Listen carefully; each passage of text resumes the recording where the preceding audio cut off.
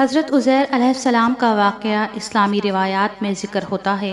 حضرت عزیر علیہ السلام عبرانی میں ایزرا کے نام سے مشہور ہیں۔ آپ قدیم زمانے میں بنی اسرائیل میں خدا کے رسول بن کر تشریف لائے۔ حضرت عزیر سے متعلق خاص واقعہ یروشلم یعنی بیت المقدس کے تباہ ہونے اور دوبارہ تعمیر ہونے سے متعلق ہے۔ اسی واقعے کی بنا پر یہودیوں نے اپنا باطل عقیدہ بنایا اور آپ کو خدا کا بیٹا کہنے لگے، معاذ اللہ، اور آج تک یہی عقیدہ ان میں رائج ہے۔ ویڈیو شروع کرنے سے پہلے ایک چھوٹی سی گزارش ہے کہ چینل پر پہلی بار آئے ہیں تو چینل کو سبسکرائب ضرور کیجیے گا اور ویڈیو پسند آئے تو ایک لائک ضرور دیجیے گا۔ حضرت عزیر علیہ السلام کے دور میں بخت نصر ایک ظالم و جابر بادشاہ گزرا ہے۔ بخت نصر دراصل قوم عمالقہ میں سے تھا۔ قوم عمالقہ میں ایک بت جس کا نام نصر تھا، اس کی پوجا کیا کرتے تھے۔ ایک دن بت نصر کے پاس ایک لڑکا اس قوم کو لاوارث پڑا ہوا ملا۔ کیونکہ اس لڑکے کے ماں باپ کے بارے میں کسی کو کچھ معلوم نہ تھا، اس لیے قوم نے اس لڑکے کا نام بخت نصر یعنی نصر کا بیٹا رکھ دیا۔ یہی لڑکا بڑا ہو کر سلطنت بابل کا گورنر مقرر ہوا، اور پھر ایک وقت آیا کہ اسی لڑکے نے بادشاہ بن کر دنیا پر حکومت کی۔ جب بنی اسرائیل کی بدعمالیاں بہت زیادہ بڑھ گئیں تو ان پر خدا کی طرف سے یہ عذاب آیا کہ بخت نصر ایک کافر بادشاہ نے بہت بڑی فوج کے ساتھ بیت المقدس پر حملہ کر دیا اور شہر کے 1,00,000 باشندوں کو قتل کر دیا۔ 1,00,000 کو ملک شام میں ادھر ادھر بکھیر کر برباد کر دیا اور 1,00,000 کو گرفتار کر کے لونڈی اور غلام بنا لیا۔ حضرت عزیر علیہ السلام بھی انہی قیدیوں میں سے تھے۔ اس کے بعد اس کافر بادشاہ نے پورے شہر بیت المقدس کو توڑ پھوڑ کر مسمار کر دیا اور بالکل ویران بنا ڈالا۔ کچھ دنوں کے بعد حضرت عزیر علیہ السلام کسی طرح بخت نصر کی قید سے رہا ہوئے تو ایک گدھے پر سوار ہو کر اپنے شہر بیت المقدس میں داخل ہوئے۔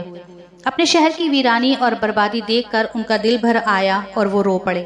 چاروں طرف چکر لگایا مگر انہیں کسی انسان کی شکل نظر نہیں آئی۔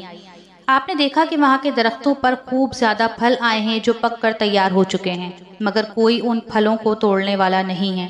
یہ منظر دیکھ کر نہایت ہی حسرت و افسوس کے ساتھ بے اختیار آپ کی زبان مبارک سے یہ جملہ نکل پڑا کہ ایسی بربادی اور ویرانی کے بعد بھلا کس طرح اللہ تعالیٰ پھر اس شہر کو آباد کرے گا۔ آپ نے کچھ پھلوں کو توڑ کر تناول فرمایا اور انگوروں کو نچوڑ کر اس کا شیرہ نوش فرمایا، پھر بچے ہوئے پھلوں کو اپنے جھولے میں ڈال لیا اور بچے ہوئے انگور کے شیرے کو اپنی مشک میں بھر لیا۔ اپنے گدھے کو ایک مضبوط رسی سے باندھ دیا اور ایک درخت کے نیچے لیٹ کر سو گئے۔ اسی نیند کی حالت میں آپ کی وفات ہو گئی اور اللہ تعالیٰ نے درندوں، پرندوں، چرندوں اور جن و انسان سب کی آنکھوں سے آپ کو اوجھل کر دیا کہ کوئی آپ کو نہ دیکھ سکا۔ یہاں تک کہ 70 برس کا زمانہ گزر گیا۔ ملک فارس کے بادشاہوں میں سے ایک بادشاہ اپنے لشکر کے ساتھ بیت المقدس کے اس ویرانے میں داخل ہوا اور بہت سے لوگوں کو یہاں لا کر بسایا اور شہر کو پھر آباد کر دیا۔ بچے کچے بنی اسرائیل جو کہ اطراف و اکناف میں بکھرے ہوئے تھے، سب کو بلا بلا کر اس شہر میں آباد کر دیا۔ ان لوگوں نے نئی عمارتیں بنا کر اور قسم قسم کے باغات لگا کر اس شہر کو پہلے سے بھی زیادہ خوبصورت اور بارونق بنا دیا۔ جب حضرت عزیر علیہ السلام کو پورے 100 برس وفات کی حالت میں ہو گئے تو اللہ تعالیٰ نے آپ کو زندہ فرمایا۔ آپ نے دیکھا کہ آپ کا گدھا مر چکا ہے اور اس کی ہڈیاں گل سڑ کر ادھر ادھر بکھری پڑی ہیں، مگر تھیلے میں رکھے ہوئے پھل اور مشک میں رکھا ہوا انگور کا شیرہ بالکل خراب نہیں ہوا۔ نہ پھلوں میں کوئی تغیر، نہ شیرے میں کوئی بو باس یا بدمزگی پیدا ہوئی ہے۔ آپ نے یہ بھی دیکھا کہ اب بھی آپ کے سر اور داڑھی کے بال کالے ہیں اور آپ کی عمر وہی 40 برس ہے۔ آپ حیران ہو کر سوچ بچار میں پڑے ہوئے تھے کہ آپ پر وحی اتری اور اللہ تعالیٰ نے آپ سے دریافت فرمایا کہ اے عزیر، آپ کتنے دنوں تک یہاں رہے؟ آپ نے خیال کر کے کہا کہ میں صبح کے وقت سویا تھا اور اب عصر کا وقت ہو گیا ہے۔ تو آپ نے فرمایا میں دن بھر یا دن بھر سے کچھ کم سوتا رہا۔ اللہ تعالیٰ نے فرمایا کہ نہیں اے عزیر، تم پورے 100 برس یہاں ٹھہرے رہے۔ اب تم ہماری قدرت کا نظارہ کرنے کے لیے ذرا اپنے گدھے کو دیکھو کہ اس کی ہڈیاں گل سڑ کر بکھر چکی ہیں، اور اپنے کھانے پینے کی چیزوں پر نظر ڈالو کہ ان میں کوئی خرابی اور بگاڑ نہیں پیدا ہوا۔ پھر ارشاد فرمایا کہ اے عزیر، اب تم دیکھو کہ کس طرح ہم ان ہڈیوں کو اٹھا کر ان پر گوشت پوست چڑھا کر اس گدھے کو زندہ کرتے ہیں۔ چنانچہ حضرت عزیر علیہ السلام نے دیکھا کہ اچانک بکھری ہوئی ہڈیوں میں حرکت پیدا ہوئی اور ایک دم تمام ہڈیاں جمع ہو کر اپنے اپنے جوڑ سے مل کر گدھے کا ڈھانچہ بن گیا۔ لمحہ بھر میں اس ڈھانچے پر گوشت بھی چڑھ گیا اور گدھا زندہ ہو کر اپنی بولی بولنے لگا۔ یہ دیکھ کر حضرت عزیر علیہ السلام نے بلند آواز سے کہا میں خوب جانتا ہوں کہ اللہ سب کچھ کر سکتا ہے۔ اس کے بعد حضرت عزیر علیہ السلام شہر کا دورہ فرماتے ہوئے اس جگہ پہنچ گئے جہاں 100 برس پہلے آپ کا مکان تھا۔ نہ کسی نے آپ کو پہچانا، نہ آپ نے کسی کو پہچانا، البتہ یہ دیکھا کہ ایک بہت ہی بوڑھی اور اپاہج عورت مکان کے پاس بیٹھی ہے جس نے اپنے بچپن میں حضرت عزیر علیہ السلام کو دیکھا تھا۔ آپ نے اس سے پوچھا کہ کیا یہی عزیر کا مکان ہے؟ تو اس نے جواب دیا کہ جی ہاں۔ پھر بڑھیا نے کہا کہ عزیر کا کیا ذکر ہے، ان کو تو 100 برس ہو گئے کہ وہ بالکل ہی لاپتہ ہو چکے ہیں۔ یہ کہہ کر بڑھیا رونے لگی تو آپ نے فرمایا کہ اے بڑھیا، میں ہی عزیر ہوں۔ بڑھیا نے کہا کہ سبحان اللہ، آپ کیسے عزیر ہو سکتے ہیں؟ آپ نے فرمایا کہ بڑھیا، مجھ کو اللہ تعالیٰ نے 100 برس مردہ رکھا، پھر مجھ کو زندہ فرما دیا اور میں اپنے گھر آ گیا ہوں۔ تو بڑھیا نے کہا کہ حضرت عزیر علیہ السلام تو ایسے با کمال تھے کہ ان کی ہر دعا مقبول ہوتی تھی۔ اگر آپ واقعی حضرت عزیر علیہ السلام ہیں تو میرے لیے دعا کر دیجئے کہ میری آنکھوں میں روشنی آ جائے اور میرا فالج اچھا ہو جائے۔ حضرت عزیر علیہ السلام نے دعا کر دی تو بڑھیا کی آنکھیں ٹھیک ہو گئیں اور اس کا فالج بھی اچھا ہو گیا۔ اس نے غور سے آپ کو دیکھا تو پہچان لیا اور بول اٹھی کہ میں شہادت دیتی ہوں کہ آپ یقیناً حضرت عزیر علیہ السلام ہی ہیں۔ وہ آپ کو لے کر بنی اسرائیل کے محلے میں آ گئی۔